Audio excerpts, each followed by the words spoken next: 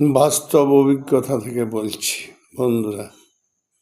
আজকে দুপুরবেলা এক প্লেট মাংস পরোটা নিয়ে বসেছিলাম খাওয়ার জন্য।